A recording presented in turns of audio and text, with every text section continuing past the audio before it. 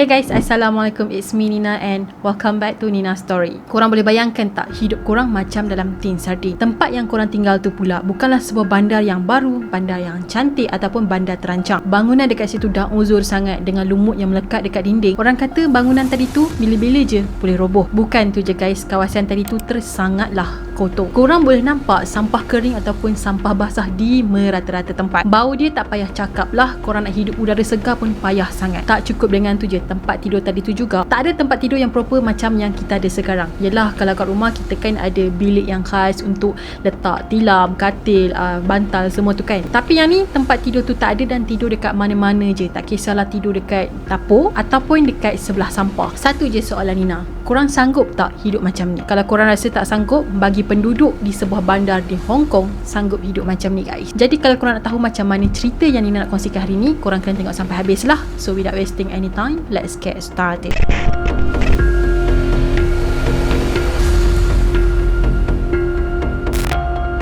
Ada sebuah bandar di Hong Kong yang dikenali sebagai Kowloon Walled City. Bandar Kowloon ni juga dikatakan bandar yang paling padat yang pernah wujud di atas muka bumi ni. Bandar Kowloon bukanlah sebuah bandar yang terancang, tapi lebih kepada sebuah bangunan yang mempunyai bangunan yang bertindih-tindih dan rapat. Keluasan bandar tadi tak adalah besar sangat, cumalah 6.5 hektar je guys. Kecil kan? Sebab itulah bangunan-bangunan yang dibina dekat sana macam kotak sebab bertindih-tindih. Dikatakan bandar ni pernah diduduki seramai 50,000 orang. Kalau korang nak tahu, asalnya bandar ni merupakan kubu ketenteraan orang China. Jadi diorang telah bina bangunan tadi tu kan untuk mengawasi orang British yang nak masuk ke sana. Sebab itulah nama bangunan tadi telah diberi nama sebagai wall ataupun dinding. Sebabnya dinding-dinding yang diorang bina tu sangatlah kokoh dan dijadikan sebagai kubu. Tapi pada zaman dinasti Song, iaitu pada tahun 960 hingga 1279 sebelum Masehi, penempatan dekat sini kecil je, tak macam sekarang ni. Maksud Nina, tak macam sebelum dia dirobohkan. Bandar Kowloon dulu telah dijadikan sebagai tempat ataupun laluan pedagang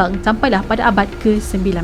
Masuk je pada abad ke-19, tercetusnya perang di antara British dan juga China. Perang ni memang teruk masa tu. Masa tu China buat apa saja untuk membebaskan diri diorang daripada cengkaman British. Kemudian China telah menyerahkan Hong Kong kepada British pada tahun 1988. Tapi diorang bukan serahkan Hong Kong itu selama-lamanya. Diorang serahkan sebagai pajakan lah, iaitu selama 99 tahun. Tapi kan bandar Kowloon tadi telah dikecualikan dari perjanjian tadi. Bandar tu tetap menjadi hak milik China walaupun berada di kawasan Hong Kong. Kemudian pada Perang Dunia yang kedua, orang Jepun telah menyerang bandar Kowloon hingga menyebabkan dinding-dinding dekat situ dah mula runtuh. Bangunan dekat situ taklah roboh semua, cuma adalah kerosakan pada dinding-dinding. So lepas perang dah tamat, Jepun pun dah menyerah kalah. Pelarian perang telah terjumpa bandar Kowloon tadi. So diorang ni lah yang menjadikan bandar Kowloon tadi tu sebagai tempat tinggal diorang. Maksudnya kawasan bandar tadi telah menjadi tempat setinggan untuk geng-geng yang pelarian ni. Pada masa yang sama, British dengan China tak nak masuk campur hal ni tau. Diorang tak nak ambil tahu dan masing-masing lepas tangan. Jadi bandar Kowloon tadi telah menjadi syurga untuk golongan setinggan bagi golongan yang miskin untuk hidup. Dekat sini ada 300 buah bangunan yang tinggi dan bersambung-sambung. Dikatakan penduduk dekat sini boleh cross seluruh bangunan yang ada dekat situ tanpa perlu turun ke tanah guys. Sebabnya dalam bangunan tadi tu diorang dah bina jambatan yang menghubungkan dengan bangunan-bangunan yang lain. So dalam bangunan ni mempunyai 8,800 rumah apartmen dan 1,000 buah perniagaan.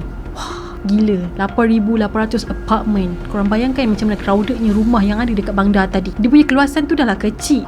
Ni boleh bayang betapa padatnya penduduk dekat situ. Jadi penduduk-penduduk dekat situ kan, diorang ni tak perlu keluar jauh-jauh untuk mencari barang keperluan. Dalam bangunan tu semuanya ada. Salon ada, kedai runcit ada, kedai makan ada. Kau nak apa, kau cari je, semua ada dalam tu je. Walaupun serba-serbi cukup kan semua keperluan, tapi kan keadaan dekat situ tak dapat nak dibayangkan lah oleh Nina. Sebabnya celah-celah bangunan tadi tu kan tak ada satu cahaya pun yang boleh tembus. Maksud Nina, cahaya matahari. Dan disebabkan itulah Kowloon tadi juga telah digelar sebagai Hak 6 ataupun City of Darkness. Sebabnya lorong-lorong dekat celah bangunan tadi tu kan langsung tak ada cahaya yang boleh tembus, dan lepas tu ada pula leaking, ada air yang menitis. Jadi orang yang berjalan dekat tingkat bawah ni akan menggunakan payung lah. Yelah, kalau tak pakai payung nanti basah pula, meniti air kan. Bangunan yang dibina ni langsung tak ada seni, lepas tu tak ada siapa yang nak uruskan, dan bangunan ni ada yang setinggi 14 tingkat dan macam biasalah sangatlah kotor. Diorang tak boleh nak bina bangunan tinggi sebab kat situ ada airport Kai Tak yang dekat lebih kurang 800 meter daripada bandar Kowloon tadi. So dekat tingkat paling atas bangunan bangunan tadi tu kan diorang gunakan sebagai tempat bersenam, berkebun dan juga bermain game. Bukan tu je, ada yang menggunakan tingkat atas ni sebagai tempat diorang membuang sampah-sampah yang besar macam perabot, tilam dan juga TV. Diorang memang buang sampah merata-rata tempat sebabnya memang tak ada pengurusan untuk pelupusan sampah. Dah management bangunan pun tak ada kan. So siapa je lah nak settle bab-bab sampah ni, betul tak? Walaupun diorang ni hidup dalam keadaan yang daif, tapi sebenarnya diorang ni ada supply elektrik. Diorang juga telah menggunakan sebanyak 77 pam air untuk salurkan air ke rumah-rumah diorang. Bandar Kowloon juga digelar sebagai bandar yang bebas dan tak ada undang-undang langsung. Tempat ni juga telah menjadi tempat sarang jenayah macam kongsi gelap, tempat berjudi, tempat melacur dan juga dadah. Dekat sini ramailah tokan-tokan yang tinggal sebabnya dekat sini bebas dan tak ada siapa nak kacau. Makin lama jumlah penduduk yang tinggal dekat situ semakin meningkat. Pada tahun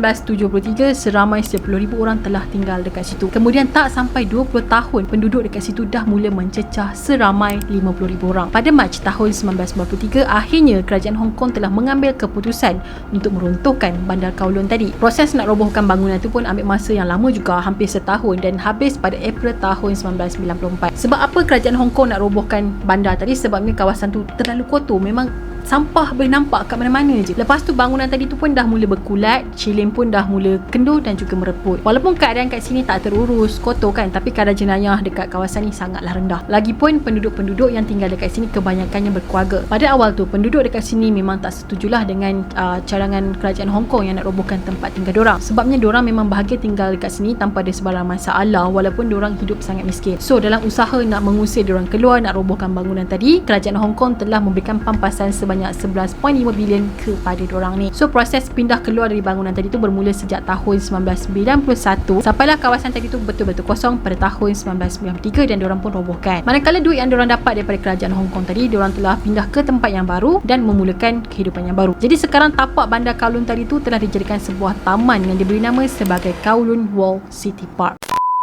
Jadi berbalik kepada soalan Nina yang pertama tadi, adakah korang sanggup untuk tinggal dekat sini? Korang dah tengokkan gambar-gambar yang Nina share dekat korang kan, dengan rumah yang crowded, lepas tu keluasan rumah yang tersangatlah kecil, dengan kotornya, sampah bertimbun-timbun, ada je kat mana-mana tempat leaking apa semua. Korang rasa korang boleh ke hidup tempat macam ni? Korang boleh komen dekat bawah sebab Nina nak tahu. Jadi kalau korang nak tahu pendapat Nina kan, memang Nina akan cakap Nina tak sanggup lah nak tinggal dekat situ. Sebabnya kalau kita tengok tempat macam tu, kita tahu possibility ataupun peratus kita untuk mendapat penyakit tu sangat tinggi. Jadi bagi Nina, biarlah tempat tu kecil tapi bersih. And yeah, that's it for today. Dan Nina harap korang suka dengan video yang Nina kongsikan pada hari ni. Yang belum lagi subscribe channel Nina, korang boleh subscribe di bawah dan turn on notification. Dan jangan lupa untuk follow Nina di Instagram dan juga TikTok. Kita akan jumpa lagi next video. Bye bye. Assalamualaikum.